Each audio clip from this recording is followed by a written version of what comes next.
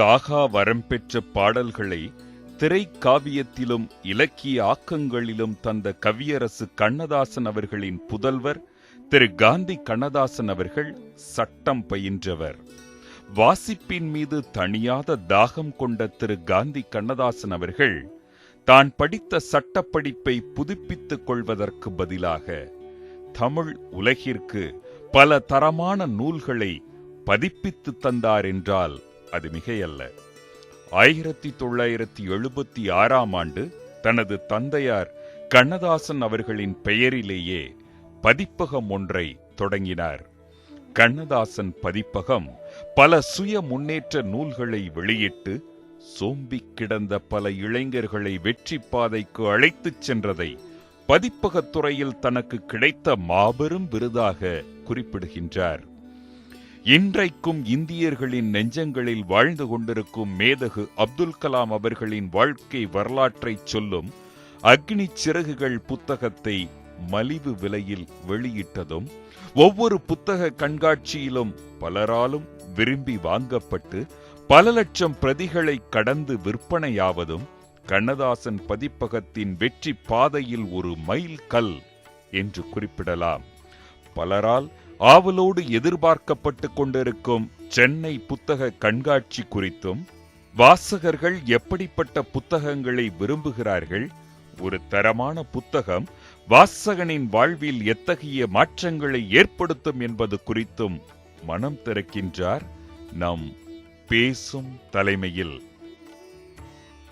பேசும் தலைமை நிகழ்ச்சிக்காக உங்களை மீண்டும் வரவேற்கின்றேன். பதிப்பக துறையில் நீண்ட நெடிய அனுபவம் கொண்ட திரு காந்தி கண்ணதாசன் அவர்களோடு தான் பேசும் தலைமை பயணிச்சிட்டு இருக்கு. நம்ம தொடர்ந்து பேசலாம். சார், புத்தகம் சார்ந்து, தன்னம்பிக்கை புத்தகம் சார்ந்து உங்கள் பதிப்பகத்துறையில் நிறைய புத்தகங்கள் நீங்கள் போட்டிருக்கிறீங்க. ஒரு வெற்றி பெற்ற மனிதர் நான் வெற்றி பெற்றுட்டேன் அப்படின்னு பேசுறதுன்றது ரொம்ப சாதாரண விஷயம். ஆனால் அதற்கு கீழ் அவர் பட்ட சவால்கள், அவமானங்கள், தோல்விகள்னு நிறைய விஷயங்கள் இருக்கு. அந்த தருணங்களிலெல்லாம் புத்தகங்கள் உங்களை எப்படி வார்ப்பித்துச்சு? ஒரு சாதாரண சின்ன உதாரணம் ஒன்று சொல்கிறேன். எல்லா பதிப்பாளர்களையும் போல தான் நானும் சிந்தித்தேன். சிந்தனையில் எந்த வித மாற்றமும் கிடையாது. 1985 மற்ற பதிப்பாளர்கள் போல தான் நானும் சிந்தித்தேன். அதே போல் பீர்பால் கதைகள், கீரை உணவு வகைகள், அப்புறம் மருத்துவ சமையல், இதெல்லாம் தான் நானும் போட்டுக்கிட்டு இருந்தேன் இவங்க கூடவே சேர்ந்து. அப்போ தான் யோசித்தேன், எல்லாரும் போடுற புத்தகங்களை போடுவதாக இருந்தால் நமக்கு பதிப்புமே தேவையில்லை. ஸோ நான் வாழ்க்கையில் என்னென்ன இப்போ விஷயங்கள் எப்படி அதை மாற்ற போகிறோம், இன்னொன்று சமுதாயத்துக்கு நம்ம என்ன சொல்ல போகிறோம், சமுதாயத்துக்கு நம்மளால் என்ன உதவி, என்றைக்காவது ஒரு நாள் அவன் நம்மளை நினச்சி பார்க்குறாம நம்ம என்ன செய்ய போகிறோங்கிறது தான் தோணும். ஏன்னா சமையல் புத்தகமும் இதுவும் ஒரு பெரிய பாதிப்பு இருக்க போகிறதில்ல, மக்களை மாற்ற போகிறதில்ல. அப்போ தான் எனக்கு என்ன தோணுச்சுன்னு சொன்னால், என்னுடைய வாழ்க்கையை முன்னேற்றதற்காக நான் போட்ட புத்தகங்கள் இருக்குது, அதே புத்தகங்களை போடுறோம். இப்போ என்னென்னா, அந்த புத்தகங்களை நாங்கள் எடுத்துகிட்டு போய் நூலகத்தில் கேட்கும்போது, நூலகத்துக்கு கொடுக்குறதுனே பெரிய ஜாம்பவான்கள் இருந்தவங்களாம் என்ன சொன்னானுங்க, இதை வாங்குவானா யாராவது, ஆங்கிலத்திலேருந்து தமிழில் மொழிபெயர்த்து கொண்டாந்துருக்கிற அப்படிம்பாங்க. அதனால ஏராளமான அவமானங்கள் தான், அதனால் அசிங்கங்கள் தான். ஏன்னா ஊரோட நான் ஒத்து போலேங்கிறது தான் அவங்களுக்கு தோன்றுறது. ஆனால் அதுதான் உங்கள் தனித்துவம். ஆமாம், ஆங்கிலத்தில் நிறைய மொழிபெயர்க்க ஆரம்பித்தோம். இன்றைக்கு பார்த்தீங்கன்னு சொன்னால் ஏறத்தாழ 50-60 தமிழ் பதிப்பாளர்கள், மிகப்பெரிய பதிப்பாளர்கள் ஆங்கில மொழியிலிருந்து மொழிபெயர்த்து போட்டுட்ருக்கிறார்கள் நூல்கள்னால், அதற்கு 85-90களில் நாங்கள் விதைத்த விதை தான். அதை நான் முழுமையாக நம்புகிறேன். ஏன்னா இன்றைக்கு எனக்கு மொழிபெயர்ப்பில் மிகப்பெரிய முன்னோடி என்று சொல்லக்கூடியவர் வ.உ. சிதம்பரம் பிள்ளை ஐயா. அவர் தான் முதல்ல ஜேம்ஸ் ஆலனை மொழிபெயர்த்தார். ஸோ அதனால் மொழிபெயர்ப்பு என்பது ஒரு நான் ஒன்றும் புதுசாக சாதிச்சிடலை, என்னென்னா கொஞ்சம் வித்தியாசமாக நாங்கள் செஞ்சோம். ஸோ அதனால் மொழிபெயர்ப்பு நான் முன்னாடி அல்ல, ஆனால் நல்ல விஷயங்களை தமிழ் மக்கள் கொண்டு போய் சேர்ப்பதில் முக்கியமான பங்கு எங்களுக்கு இருக்குது. அதில் இன்னொன்று என்னன்னு சொன்னால், 90களில் தான் கணினி, கம்ப்யூட்டர் அறிமுகமாகுது, கிராமத்துலலாம் அறிமுகமாக போகிறது. அந்த மாதிரி நேரத்தில் என்ன பண்ணோம், தமிழ் கம்ப்யூட்டர் நூல்கள் ஏறத்தாழ ஒரு 20-30 நூல்கள் வெளியிட்டோம். அது விண்டோஸை பற்றி, இமெயில் பற்றி, இன்டர்நெட் பற்றி. இன்டர்நெட் அப்போ தான் அறிமுகமாகுது 90களில். அப்போ என்ன ஆச்சுன்னு சொன்னால், மக்களுக்கு நல்ல நல்ல விஷயங்கள், புத்தகங்கள் கிடைக்குங்கிற நம்பிக்கை வந்தது. இன்னொன்று, கம்ப்யூட்டர் பற்றி புத்தகங்கள் எழுதுபவர்கள் யாராக இருந்தாலும் சரி, அவங்க எல்லாருமே கம்ப்யூட்டர் தெரிஞ்சவங்களாகவும் தமிழில் எழுத தெரிஞ்சவங்களும் நாங்கள் தேடி பிடிக்க வேண்டியிருந்தது. அதனால் நிறைய விஷயங்கள் நாங்கள் உண்மையாகவே தமிழ் படுத்தவும் விரும்பலை. கம்ப்யூட்டர் தான், அது கணினின்னு எழுத விரும்பல நாங்கள். மவுஸ்னா மவுஸ் தான், கீபோர்டுனா கீபோர்டு தான். அப்படி பண்ணதுனால புத்தகங்களுக்கு பெரிய வரவேற்பு இருந்தது. அதனால் வித்தியாசமாக சிந்திக்கிற பொழுது பல நேரங்களிலே அவமானங்கள் ஏற்படும், தடங்கல்கள் வரும். ஆனால் வித்தியாசமான சிந்தனை இது எல்லாத்தையும் மீறி ஜெயிக்க முடியும். பேசும் தலைமையிலே நிறைய பிஸ்னஸ்மேன், தொழில் முனைவோர், ரொம்ப வெற்றி பெற்ற உயர்ந்த மனிதர்களை எல்லாம் நம்ம சந்திக்கிறோம்.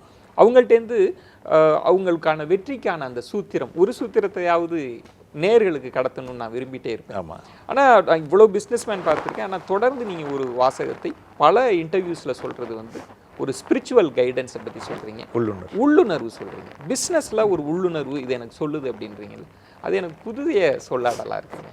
ஸ்பிரிச்சுவல் கைடன்ஸ், அதான் நீங்கள் சொல்கிற உள்ளுணர்வு இல்லையா? அந்த உள்ளுணர்வுங்கிறது எங்கேருந்து வருது என்னன்னு யோசிச்சு பார்த்தீங்கன்னா, ஒரு சின்ன இது அண்ட வெளியிலேருந்து, ஒரு காற்றுலேருந்து நம்ம பிறந்திருக்கிறோம். ஒரு துளி நீர் ஒரு துளி நெருப்பும் வரப்பா, ஒரு துளி நீரில் வாழ்க்கை துவங்குது, ஒரு துளி நெருப்பில் வாழ்க்கை முடியுது.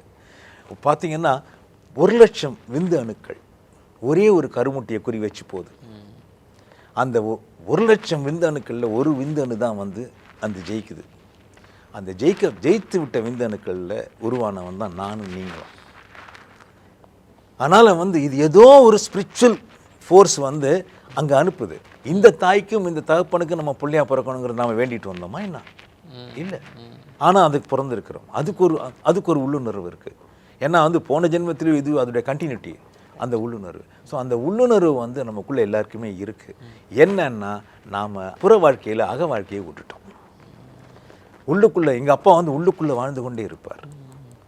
அவரை வந்து நீங்கள் முகம் டல்லாக இருந்தால் கூட சரி, உட்காந்துட்டு பாட்டு எழுதணும்னு சொல்லி உட்காந்து உடனே உட்காருவார், நிமிர்ந்து உட்காருவார். ஏன்னா அவருடைய வந்து அந்த அந்த உள்ளுக்குள்ளே இருக்கிற அந்த உணர்வு வந்து தான் படைப்பதற்காக படைக்கப்பட்டவன்கிறது தான். அதனால தான் படைப்பதனால் என் பேர் இறைவன் தைரியமாக சொல்ல முடிஞ்சது. ஆனால் அந்த உள்ளுணர்வு தான் என்னை வழி நடத்திக்கிட்டு இருக்குது. ஒரு நாள் இரவு வந்து உள்ளுணர்வில் தூங்கிட்டே இருக்கேன், கனவு வருது. அப்பா வராரு, வந்து என்ன பண்ணுறாரு, அப்பா எங்கள் அப்பா வந்து என்னோட சரியான உயரம் 6 அடி உயரம் மனிதன் அவர். ஸோ அவர் வந்து அப்பாட்ட போய் நான் சொல்கிறேன், அப்பா ரொம்ப கஷ்டமாக இருக்குப்பாங்கிறேன். அப்பா என்ன பண்ணுறாரு, என்ன அப்படி இறுக்கி கட்டி பிடிக்கிறாரு. டேய் ஏன்டா நான் இருக்கேன்ல அப்படிங்கிறாரு. இது வந்து விர்ச்சுவலாக என்னுடைய உள்ளுணர்வில் என்ன தோணுதுன்னா, எங்கள் அப்பா என்னை வழிகாட்டுவார், வழி நடத்துவாருங்கிற தைரியம் இருக்கிறது. ஓகே. அதனால் வந்து உங்கள் உள்ளுணர்வு வந்து யாருடைய உள்ளுணர்வாக இருந்தாலும் சரி, அது ஏதாவது ஒரு வகையில் கனவாக வெளிப்படும். ஓகே. அல்லது யாராவது ஒருத்தர் வந்து உங்கள்கிட்ட சொல்லுவான், இதை செய்யுமா. உங்கள் உள்ளுணர்வு ஒரு நல்ல புத்தகத்தை உங்களுக்கு கொண்டு வந்து சேர்க்கும். இவ்வளோ விஷயங்கள் உள்ளுணர்வில் நடக்கும். ஆனால் நாம் வந்து புற வாழ்க்கையில் அக வாழ்க்கையை விட்டுட்டோங்கிறது தான் நிஜம். உங்களுடைய பதிப்பகத்துறையிலே ஒரு மைல்கல்லாக சொல்லணும் அப்படின்னா, மேதகு அப்துல் கலாம் அவர்களினுடைய வாழ்க்கை வரலாறு அக்னி சிறகுகள் இன்றைக்கும் கொண்டாடப்பட்டு கொண்டிருக்கிறது. அது ஒரு பெரிய உங்களுக்கான மைல்கல், உங்களுக்கான ஒரு பெரிய அங்கீகாரம்னே சொல்லலாம். அதில் சில பகுதிகள் அது மொழியாக்கம் செய்யப்படுறப்ப, தமிழ் மொழிக்கு வரப்ப நீங்கள் சில விஷயங்கள் எல்லாம் எடிட் பண்ணியிருக்கிறீங்க, சில வேலைகள் நீங்களும் செஞ்சுருக்கீங்க. அது எந்தெந்த பகுதிகள் வரணும், எப்படி நீங்கள் அவருடைய வாழ்க்கை வரலாறு இந்த புத்தகத்துக்குள் வரணும்னு நினச்சிங்க? அப்துல் கலாம் ஐயாவுடைய புத்தகத்தை நான் முதல்ல ஹிகின் பாதம்ஸில் தான் வாங்கினேன். வாங்கிட்டு அன்று இரவு அதை படிச்சுட்டு இருந்தேன். படித்து முடிக்கும்போது காலையில் 5 அல்லது 6 மணி ஆயிடுச்சு. அதாவது ஒரு மனிதனை தூங்க விடாமல் பண்ண புத்தகம் அது. ஏன்னா இப்படிப்பட்ட ஒரு வாழ்க்கை எப்படி கஷ்டப்படுறாரு அந்த அந்த அந்த கடற்கரை கிராமத்தில், ஒன்றும் இல்லாத அந்த கிராமத்தில். ஏன்னா எனக்கு வந்து 60களில் தெருவிளக்கு எப்படி இருக்குன்னு தெரியும், மஞ்சள் கலரில் ஒரு லைட் எரியும். ஸோ அந்த மாதிரி இருந்த தெருவிளக்குகள் காலத்துலலாம் படிச்சிருக்கு, அதையும் முந்திய காலத்தில் படிச்சிருக்கிறாரு அப்படின்லாம் தோணும்போது அது பெரிய இன்ஸ்பிரேஷனாக இருந்தது. உடனே அந்த புத்தகத்தை வந்து நான் உரிமை வாங்கி நான் பண்ணேன். எனக்கு கிடைத்த மிகப்பெரிய பாக்கியம் என்னென்னா, அப்துல் கலாம் ஐயாவுடைய நட்பு இன்றைக்கு வந்து நான் பெருமையாக சொல்லக்கூடிய ஒரு மிகப்பெரிய நட்பு. அவரோட பழைய காலங்களெல்லாம் மிகச்சிறந்த காலங்கள். ஒரு சின்ன உதாரணம் ஒன்று சொல்கிறேன் பாருங்கள். அவர் அப்போ பிரின்சிபல் சயின்டிஃபிக் அட்வைசராக இருக்கார். அப்போ வந்து அவர் சொல்கிறாரு என்கிட்ட, அவர் வந்து வீணை வாசிப்பார், உங்களுக்கு தெரியுமா? ஆமாம், வீணை வாசிப்பார். அப்போ அவருடைய ஏஷியட் வில்லேஜ் ஒரு பெட்ரூம் சிங்கிள் பெட்ரூம் அப்பார்ட்மெண்ட் அது. அந்த வீட்டில் போய் அந்த ஃப்ளாட்டில் போய் நான் அவர்கிட்ட பேசிகிட்டு இருக்கும்போது, வீணை சார் என்ன சார் வீணை வாசிப்பீங்க போல இருக்கேன். நல்லா வாசிப்பேன் சார் அப்படின்னு சொல்லிட்டு உடனே சொல்கிறாரு, சார் உங்களுக்கு தான் MS சுப்புலட்சுமி அம்மா தெரியுங்களேன்னாரு. தெரியும் சார் என்ன. அப்போ தான் அவர் சொன்னார், அந்த அம்மா முன்னாடி நான் ஒரு 4 கீர்த்தனை மட்டும் வாசிக்கிறேன் சார்னாரு. நான் ஒன்று அங்கேருந்து சென்னைக்கு வந்து நான் அம்மாட்ட பேசினேன், அம்மா அந்த மாதிரி கீர்த்தனை வாசிக்கிறேன். கீர்த்தனையெல்லாம் வாசிப்பாராங்குது அந்த அம்மா. 2 மேதைகளுக்கு நடுவில் நான் பயணித்திருக்கிறேங்கிறது எவ்வளோ பெரிய விஷயம். இன்னொன்று, அந்த அம்மாவுக்கு வந்து பத்மபூஷன் பட்டம் கொடுத்தது இவர். 2வது எம்எஸ் அம்மா அவர்கள் தவறிய பிறகு ஜனாதிபதி அவர்கள் டெல்லியிலேருந்து சென்னைக்கு வந்து எம்எஸ் அம்மா உடலுக்கு மரியாதை செய்துவிட்டு போனார்கள். அந்த அளவுக்கு ஏன் சொல்ல வரேன்னு சொன்னால், அப்படிப்பட்ட மேதைகளோட பழக்கம் வந்தது காரணம் அக்னி சிறகு தான். எந்த விதமான அரசியல் பின்னணியோ எந்த விதமான திரைப்பட பின்னணியோ இல்லாத ஒரு சாதாரண ஒரு இந்திய விஞ்ஞானியின் வாழ்க்கை வரலாறு ஏறத்தாழ 7.5 லட்சம் பிரதிகள் பெரிய பதிப்பிலையும் 5 லட்சம் பிரதிகள் மலிவு விலையிலையும் வித்திருக்குதுன்னா சாதனை. ஒரு மொழிபெயர்ப்பு அப்படின்றது ஒரு எழுத்தாளனினுடைய மூலத்தை நம்ம சிதைச்சிடக்கூடாது. ஆமாம். அதே நேரத்தில் வாசகனைக்கும் ரொம்ப கடினமாக மாறிடக்கூடாது. ஆனால் பல மொழிபெயர்ப்பு சார்ந்த புத்தகங்கள் ரொம்ப அசூயையை நமக்கு தருது, ரொம்ப அயற்சியை தருது. ஏன்டா படிக்கிறோன்ற அளவுக்கு இருக்குல்ல. நீங்கள் அந்த இடத்த எப்படி பார்க்குறீங்க? மொழிபெயர்ப்பில் எந்த ரோல் எடுக்கணும்னு நினைக்கிறீங்க ஒரு எழுத்தாளர்? மொழிபெயர்ப்பு அப்படிங்கிறப்ப வந்து நான் பண்ணலை, இன்னொருத்தர் தான் பண்ணுறாரு. இப்போ நான் அவரை ப்ராப்பராக கைட் பண்ணணும். ரைட். எப்படி பண்ணணுங்கிறது ப்ராப்பராக கைட் பண்ணணும். ஒன்றும் இல்லை, கான்ஸ்டன்டைன் ஸ்தானிஸ்லாவ்ஸ்கி என்பவர் வந்து ஒரு ரஷ்யர். அதாவது ஸ்டேஜ்னு சொல்லுவோம் இல்லையா, நாடகத்தின் தந்தை அவர். நாடகம்னா என்ன, எப்படி இருக்கணும், என்ன ஒரு நடிகன்னா எப்படி இருக்கணுங்கிறத வந்து அவர் தான் வந்து வரைமுறையில், அந்த வரைமுறை மீறி எதுவுமே கிடையாது. ஸோ ஸ்தானிஸ்லாவ்ஸ்கி தியரியில் தான் இன்றைய வரையிலும் சினிமாவோ தொலைக்காட்சியோ ஓடிக்கொண்டிருக்கிறது. தெரிஞ்சோ தெரியாமலோ சிவாஜி சார் நடித்த எல்லா படமும் எல்லா ஆக்ஷனும் அந்த ஃபார்முலாக்குள்ளே தான் வருது. அது மிகப்பெரிய உள்ளுணர்வுன்னு நினைக்கிறேன். அவர் கான்ஸ்டன்டைன் ஸ்தானிஸ்லாவ்ஸ்கி தெரியாது அவர். ஆனால் ஸோ ஸ்தானிஸ்லாவ்ஸ்கி புத்தகங்களை நான் படிக்கிறப்போ வந்து தோணுச்சு, இது வந்து கடுமையான மொழி அது. ஏன்னா அது வந்து ரஷ்யாவிலேருந்து இங்கே ஆங்கிலத்தில் மொழிபெயர்க்கப்பட்ட நூல் அது. ஸோ ரஷ்யன்லேருந்து ஆங்கிலத்துக்கு வரும்போது வந்து அதுக்கான கடுமையான மொழிபெயர்ப்பது. இப்போ அந்த மாதிரி கடுமையான மொழிபெயர்ப்பாக இருக்கிற நூலுக்கு வந்து நம்ம எளிமையாக ஆக்கணும் தமிழில். ஆனால் மொழிபெயர்ப்புங்கிறது வந்து சில புத்தகங்கள் வந்து நம்ம மொழிபெயர்ப்பு எளிமையாக்க முடியாது, அது அப்படியே தான் கொண்டு போகணும். வாசகன் போய் கண்டடையணும், அவனிடம் வந்து படைப்பாளன் கீழே இறங்க மாட்டான் அப்படின்றதும் ஒரு ரூலாகவே சொல்லிட்டு இருப்பாங்க. ஒரு வாசக அனுபவத்தை தந்துட்டு இருக்கிறீங்க.